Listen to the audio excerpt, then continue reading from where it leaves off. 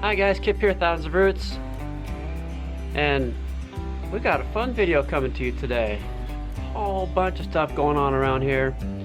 We have a Q&A for our patrons. We have add-on update. And so much is always going on around here. You know, in one way that's great, in another way it will be nice winter if it slows down. Also, if you notice this hat, subscriber made this for us. Thank you so much. Kind of a funny story on this hat was I went into town and I forgot my hat. And then I went and checked our P.O. box. And normally whenever we have any kind of packages in our P.O. box, I don't open them because Joseph Critter, he loves to open packages so much. He loves to open boxes. So I always, this is the only time I've ever opened them, I always leave those boxes closed. So then when I get home, he gets to be all excited and open them. But I just felt like I was supposed to open this one. Well, okay, that's weird, but alright. I opened it. I busted open, and right on top, what is there? There's this hat. And I just saw that, and I went, I looked up, I said, thank you. Okay. Grab the hat, put it on. So that's really cool. Alright guys, quick update on what's going on here. Getting all the cracks filled with insulation, and then we're going to get it wrapped again and then seal it. Why we're doing this is because this is our tank that then gravity feeds all the plumbing in our cabin. 1,500 gallon water tank here that does rainwater catchment from the roof. Put it on this tank so that it can gravity feed all the plumbing in the house. So what's going on inside? This is what we're going to use for our ceiling board. And we're going to be running this way. Matthias is putting the chimney in, stovepipe in, and we're going to put a wood stove right down here, right by where the ladder is. All kinds of progress going on in here. Yes, sir. And talk real quick about all the electrical that's been pulled. The wire's been run anyways. Boxes in for all the ceiling fixtures, light fixtures. And then this is for an outlet here. And I think we have one more outlet that's going to be right next to the pipe there. That's our clean out for the tank. So once it starts raining, we leave that open and the water just drains out. Once the roof is cleaned off and everything, we shut the valve. That's the valve right there. We close that valve once it's all cleaned off. Then the water starts to fill up. Then it fills up and then it goes into the tank. All right, so as part of the Q&A we're doing today, we want to talk about a deep subject that we were asked about. Here we were asked about what's the difference between following the rules just to follow the rules and to have a relationship with Jesus Messiah. What's the difference? That's kind of a deep subject. And about striving to be good or to be a good person, these are the questions. So I guess the first thing I'll say is that if you're striving to be good, then you are chasing after the wind. You're not going to catch the wind. You can't do enough good to be a good person, truly. Why is that? Why is that, Caleb?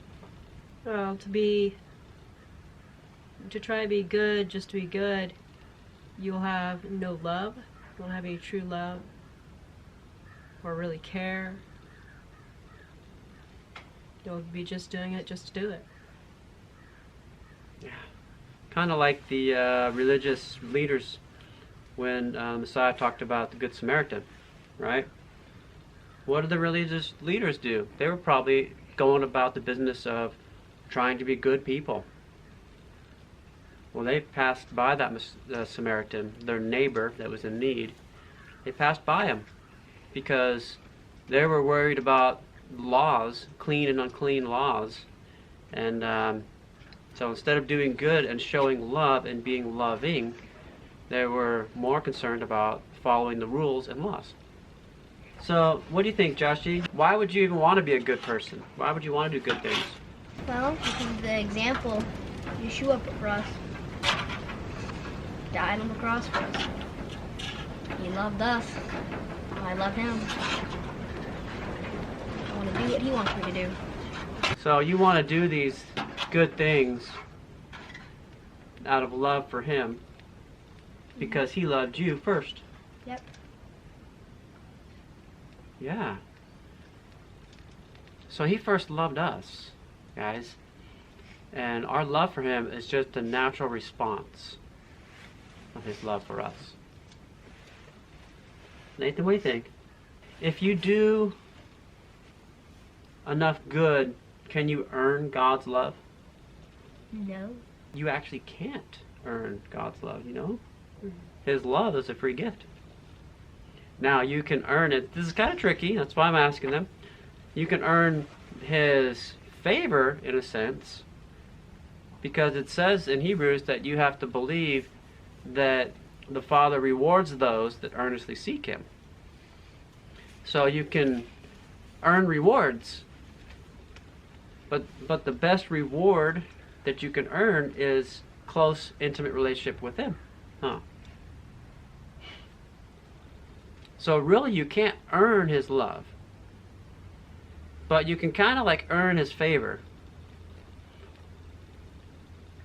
We have to remember though, his definition of reward or favor might be very different than ours.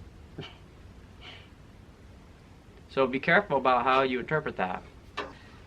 Maybe just to kind of put this in practical terms is, imagine if you were adopted into a family. You're adopted and it's known by everybody in the family that you're just loved. You're loved because you're adopted. You haven't earned that love. You haven't done anything to receive merit or favor or anything. You are just loved. And the proof of that is that you've been adopted. Like it says in Romans, that we've been grafted in and adopted. Okay? Now, as you get to know the father of that house, the ruler of that house, you get to know his rules. So would you obey those rules just to obey those rules? Or would you obey those rules out of a love response because you've been adopted and loved? See, again, it comes back to, well, he loved us first. So it's just a natural response. And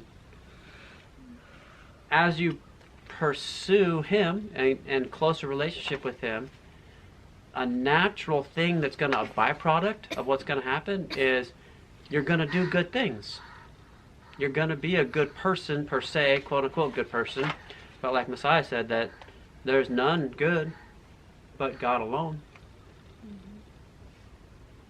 So we throw that term around pretty loosely here in the society. Oh, he's a good person. He is a good boy. Well, so we throw that term around pretty loosely, but it's understood what's trying to be portrayed. Yeah, so because we love him, we will do what he says to do. Not to gain anything, but just to please him. What can you gain, Nathan, if you obey my rules in my house? I don't know how to say it. Okay. Do I love you because you're my son? Yes? If you disobey my rules, do I all of a sudden not love you? I don't think so. No. So then, what do you get if you do obey my rules? You get peace. Mm-hmm. Right? Yep. You get peace. You get to be at peace with me. Mm-hmm. And I get to show you love in a way that makes you feel loved, that you can enjoy. Uh-huh. And not the kind of love that discipline brings upon you. Yeah. Because that's not the kind of love you can enjoy, is it? Nope. What's going on? You getting too cold? I'm not getting too cold. I want to cry. All right, great job, guys. Thank you. Mhm. Love you. Love you. Love you too. Love you too, Daddy. Love you, Daddy. Yeah, I just remembered. A lot of you have asked for an update on Sonny. And here he is. As he's gotten bigger, he's gotten a little more mobile, moving around a little better and stuff, so that's pretty cool. But we kept him in this big fenced yard for protection because he doesn't, get around great, but he gets around pretty good. All right, so another question we got on the Q&A for our patrons this month, for the month of November. Was about strawberries.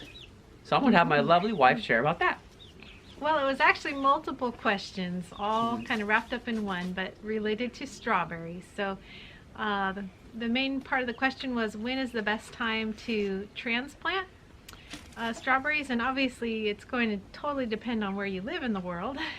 But for our location and maybe in a similar climate as ours, the time that we've found to be the best is sometime in the spring when they're still kind of dormant.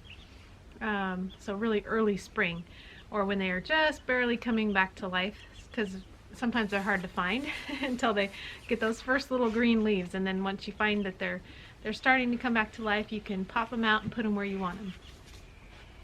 And they aren't really divided. The way that they propagate is through runners, and you want to make sure that you let those runners get a good set of hardy roots going before you detach them from the main plant and transplant them. And that's probably going to be a late summer, early fall. Just want to make sure that the plant is good and established with a good root system before you take them out and put them in their permanent location. Yeah. We found that strawberries can be challenging because of weeds, and so there's different ways you can handle that. Some people use a weed fabric. I don't really prefer that method because then you can't allow the runners to root. So we like to let the runners go and be able to multiply. So some sort of mulch is a really good idea around the strawberries. Wood chips would work good. We did try a thick layer of hay, I believe it was, and it was full of grass seeds. So the next year, our whole strawberry patch was grass. It was terrible. We didn't even. It was really old stuff, though. It had sat around for like 2 years. Yeah. Before we used it, and it still had germinated like crazy. Plenty of seed, and we put a nice thick layer, hoping that the seeds would not be able to come through. But by the next year, there were still seeds left, and so that's when they got us. So something like wood chips would be great. And then you could try growing some things with it that shade. Yeah, this year we grew spinach all scattered throughout our strawberry bed, and that seemed to shade out a lot of the weeds. So that helped a lot. Yeah. Fantastic. I think that answers all the questions. That was all those questions wrapped up in one about strawberries. Strawberries. Do you like strawberries, Esther? Yeah. Who doesn't like strawberries? I know, strawberries are awesome. They are. Alright guys, show you a quick update from the work done today. Along this whole wall here, this short wall, got that built. It's framed. It's framed now. All the insulation's in it. Now we're just getting skirting put on the back side. So that's under our house, or you could say siding, I guess. And we'll run our wall boards all the way down, then over that. I know the lighting's really bad in here. It got pretty late. About a third, a little more, of the ceiling board on. The tank is fully insulated and wrapped now. Woohoo! Victory! Oh, and look what's up there. Stovepipe. Yeah, and let me show you from the inside. Now this is a temporary deal. We want a rocket mass stove, but for now, here's the wood stove. Chimney's in, boxes in, and the ceiling board is all in. Isn't that nice? Thank you guys so much for watching. We pray blessing over you and yours. And whatever you do, do it with your whole heart. So I dared Daddy to eat sprouts plain. What happened to you? You took a handful and ate them and said, whoa! Yeah, that was craziness. And I couldn't talk him into doing it again on camera, so then he dared me to do it on camera, so here we go. How much do I need to do? This much? Yep, that's about good. Is that about good? Mm-hmm. Just a little. And just shove it in? Mm-hmm. Now let him chomp it up. That's rough. See? Clean. Oh.